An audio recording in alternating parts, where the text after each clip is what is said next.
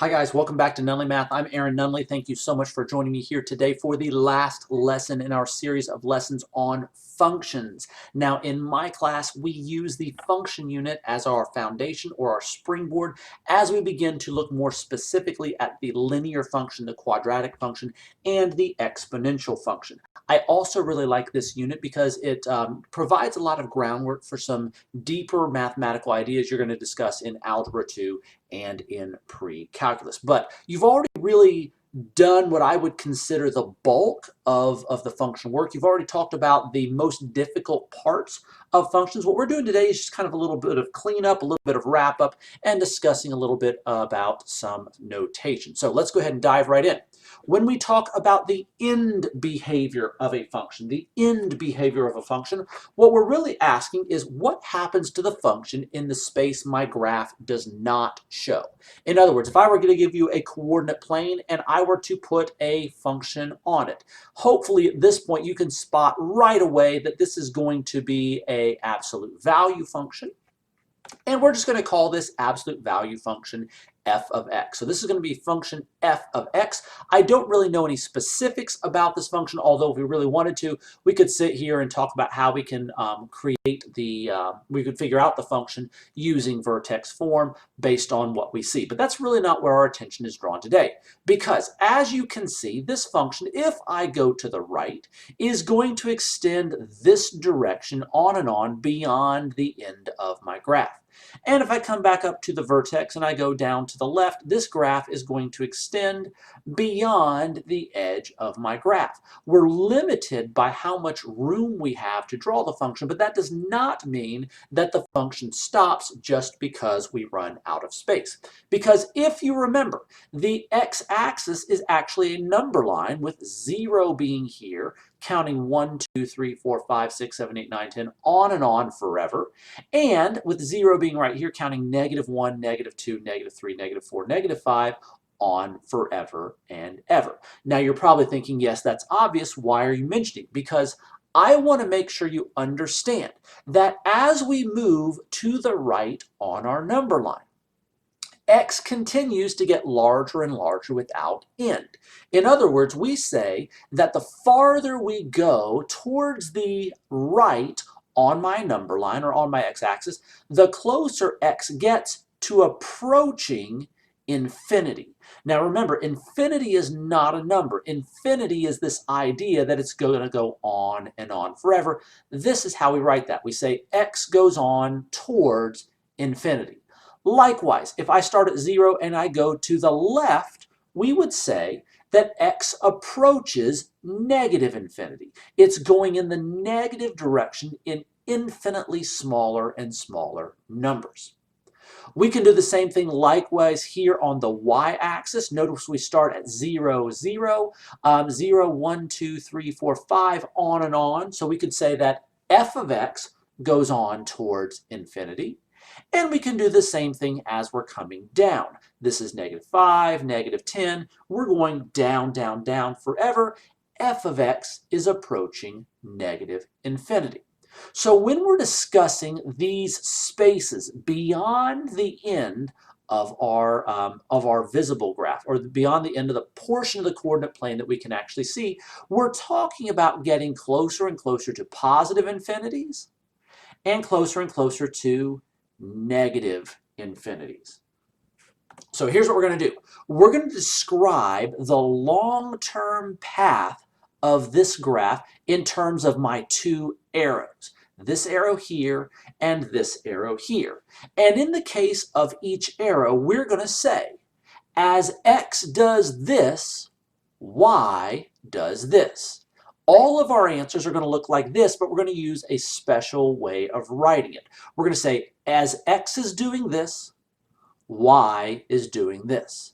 And I'm going to give you a quick example of that. Let's take a look at this arrow right here. Notice that this arrow continues to go in the same direction forever. It's always going to the right, and it's always going down.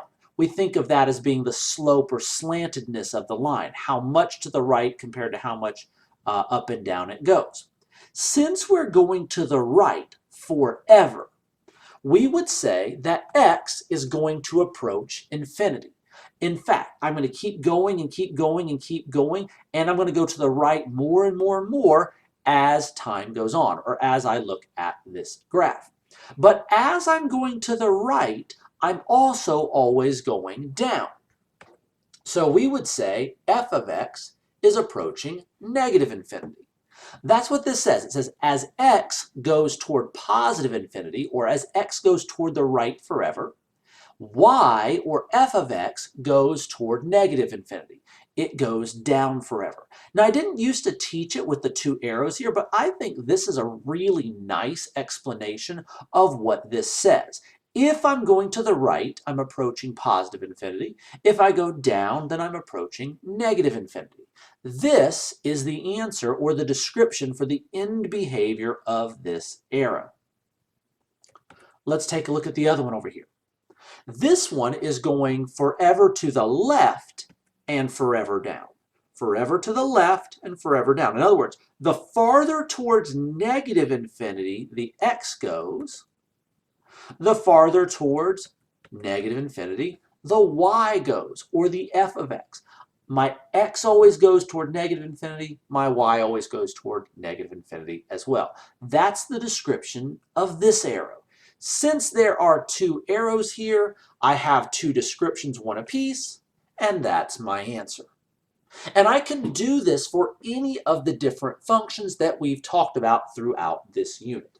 Everything else that you see over the course of this video is going to be more details and more specific examples of what you see here. So if at any point in time you feel fairly confident, feel free to pause the video, try to write the end behavior description yourself, and then watch how I would explain it. If you're very, very confident, you can try it yourself, fast forward through my explanation, and then just check your answer against what I put. So here's a new function. This is function g of x. Function g of x. So we're calling this function rule g.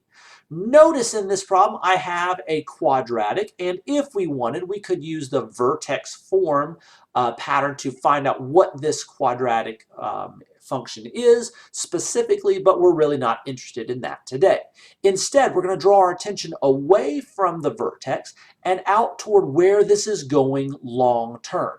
In other words, I'm looking for the ends of my arrows. So I'm going to look at this one first. As I look at this, I notice that this arrow is forever going to the right and forever going up. Forever to the right, forever going up. Notice that it is getting increasingly steep. That is a characteristic of quadratics, but it's always going right and it's always going up. Can you write the end behavior pattern for that? Hopefully you can. As x goes towards infinity, remember anything that goes to the right forever is infinity, y, or in this case g of x, is going to go up forever towards positive infinity. That's not too bad, right? How about over here on the left? If we look over here at this other arrow, this one seems to be going to the left and up forever. In other words, as x goes towards negative infinity, that's left forever, g of x, or y, is also going towards positive infinity. Notice whether I go to the right forever or I go to the left forever, I'm always going up forever. Is it getting easier? Tell you what, I'm going to recommend that you pause the video, try this one on your own. You're going to want to think about this one just a little bit. It is slightly different, so please be extra careful.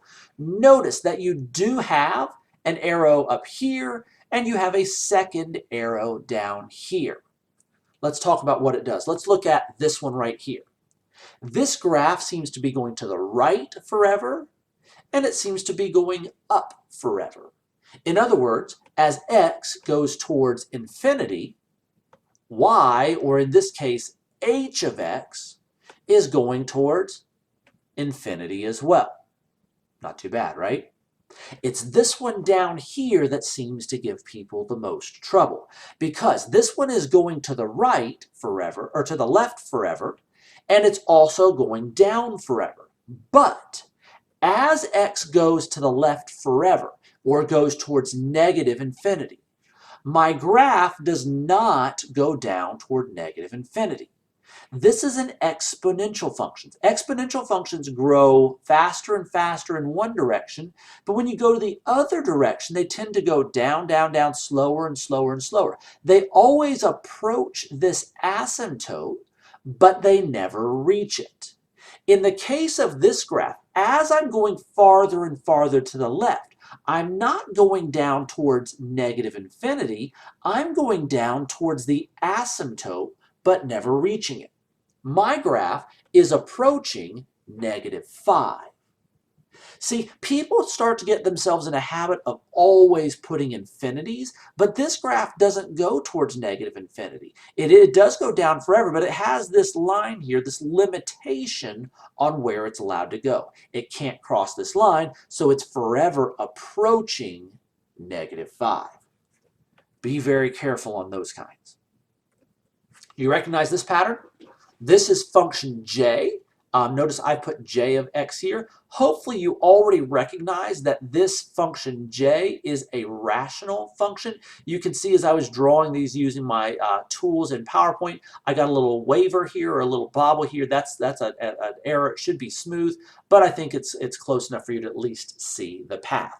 Again, as we talk about end behavior, I'm not interested in what's happening here. We've spent a lot of time talking about what's happening here. What I'm interested in is what's happening as we exit the space provided. And if you look here, you can see this time we have 4 different arrows. That means each arrow is going to need an explanation. I'm going to have 1, 2, 3, 4 different statements about the end behavior for this function. If you feel comfortable, I recommend that you pause the video between each of these, try it on your own, then watch my explanation. I'm going to go ahead and hop in and do this. Let's start with this arrow. This one seems to be going to the right and seems to be going down. I can tell this is going to go to the right forever, and I can tell it's going to go down forever, but it's never going to cross this line right here. This is an asymptote. That means that as I go towards infinity, right and left, I don't go down towards negative infinity, I go down towards -5. I'm never going to get past the -5. How about this one? Can you do that one on your own? I'm going to the left forever, and this time I'm going up forever. So x is going to go to the left forever, but when I go up, do I go up towards infinity? Am I always getting closer and closer to this, or is there a limit to how far I can go? Well, you can see here we're approaching this asymptote, but we can't cross it. So j of x is going to approach the asymptote. Notice, in both of these cases, as I go to the right forever, I approach the asymptote from above. As I go to the left forever, I approach the asymptote from below. But in both cases, off the graph, I'm going to be getting closer to -5. How about this one? What does this seem to be doing? Well, let's see. I'm going left and up. Do I go to the left forever? Do I go towards negative infinity? Well, no, I have a vertical asymptote in the way. I'm going to the left only as far as this -3. But as I approach -3, where am I going? I'm going up forever. I approach positive infinity. One more arrow. This one, I seem to be going to the right and down. I'm going to go to the right, but do I go towards infinity? No. I get blocked here by this vertical asymptote. I'm going to go to the right only as far as -3. But I'm going to continue going down forever. Here's your answer for your end behavior of this rational function. Notice there are 4 descriptions. Now, some teachers are going to tell you that these last 2 can actually be written as one. They would say as x approaches -3, j of x approaches infinity. Then they would put the word and here, and put j of x also approaches negative infinity. So they wouldn't actually write this over again. But I think for our purposes here today, this is going to be less confusing for you. You want to try this one? This is function k. Function k is a square root function or a radical function. You can see because this kind of looks like a radical sign. Once again, I am not concerned about what's happening here in the middle. I'm concerned about what's happening over here at the end, and I'm concerned about what's happening here at the end. Let's start with this one. As I'm going to the right, I'm also going up. I go to the right forever. I go up forever. This one people tend to find pretty easily. But look over here at the other side. This one right here. This is a little bit tricky for people. Notice I said each arrow needs an explanation. That is probably not the best phrasing because I do need to explain what happened here, and really this is not an arrow. I probably should put the ending space or something like that, but I couldn't think of a better way to phrase it, so I called it an arrow. You see, this graph seems to be going to the left and down. But notice it does not go to the left forever. It only goes to the left until it reaches, where is this? -4. And it goes down, but it doesn't go down forever. It only goes down until it reaches this point. Where is that point? Well, that's +3. There's your description for this radical or square root function. Hopefully that's making some sense to you. I am going to show you 3 more examples, but I'm going to do them just slightly differently this time. Here's the question. Do I really even need to have a graph in order to understand the end behavior of the function? Remember, we said that when we do the end behavior, each arrow is going to need an explanation, and it's always as x does this, y does this. But could I just give you the function itself? And without having you draw it, could you predict where this graph ends up? Maybe. Let's take a look and see. When I look at this, I can identify this as being a quadratic function because the highest exponent is this x squared. Another thing I notice about this is from our discussion of quadratics, I can see that the leading coefficient here, this -3 up front, is negative. I know it's going to grow 3 times as fast as normal, but I also know my graph is going to be upside down. So since it's a quadratic and since it's an upside down quadratic, I already know that my graph will look like this, an upside down parabola. Now, I may not know specifically where the vertex is. I may not know exactly how wide or narrow it is, but it will make an upside down parabola. And as soon as I see this, I can see where my 2 end behaviors are going to point me. This one over here, as x goes to the right forever towards infinity, y, or f of x in this case, is going to go down forever. That's the description of this arrow. Let's come over here. As x goes to the left forever, my y is also going to go down forever. There's your end behavior. We can predict end behavior without really knowing the specifics about where the vertex is based on patterns that we can spot. You try this one? Do you have any idea what kind of function this is? This is a cubic function. I know it's a cubic function because of the 3 here. The 3 is the highest degree exponent. That makes it a cubic function. I also know what cubic functions look like. They look like this. Now, you can see there are 2 arrows. I can see from this 1/2 that it's probably going to be a little bit wider than I would normally expect it to be because it's going to grow half as quick as normal. But none of that really matters. I'm just concerned with the end points on this function. Can you pause the video and do the end behaviors for these 2 arrows? As x goes to the right forever, y, or in this case g of x, is going up forever. How about this one down here? As x is going to the left forever, towards negative infinity, g of x, or y, is going to go down forever. And you're done. You can do the end behaviors without ever having to graph the actual function. One more of these. Can you tell what kind of function this is? Since the x, or my variable, is in the denominator of a fraction, I know this is going to be a rational function, and all rational functions basically look the same. Now this is a screenshot from a graphing calculator, so you can see the asymptote is here, but it's not dotted. You can also see that there's a horizontal asymptote here. It is not dotted as well. That's not terribly important for us. We're just using this as a generalization. What is important is that we realize our graph must look like this.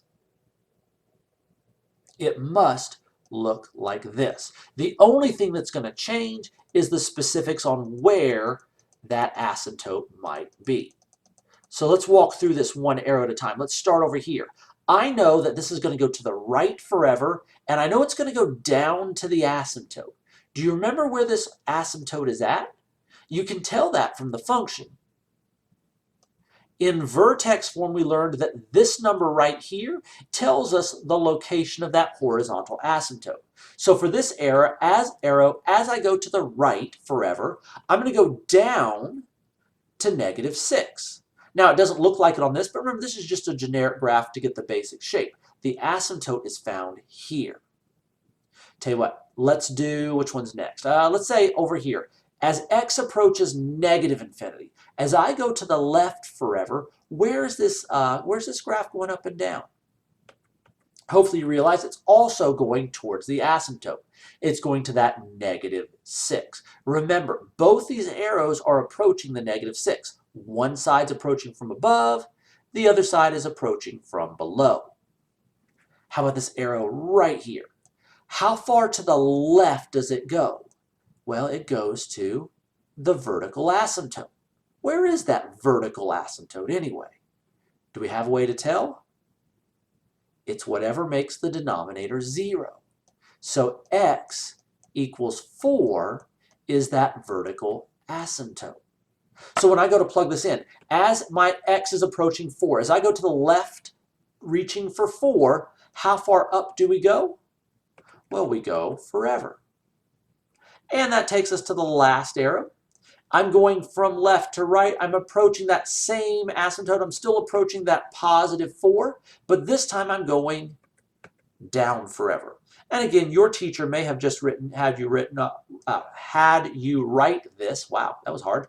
As the word and then not wrote this. That's fine as well. This is probably a more appropriate way to write it, but I think writing it as 4 is fine for now.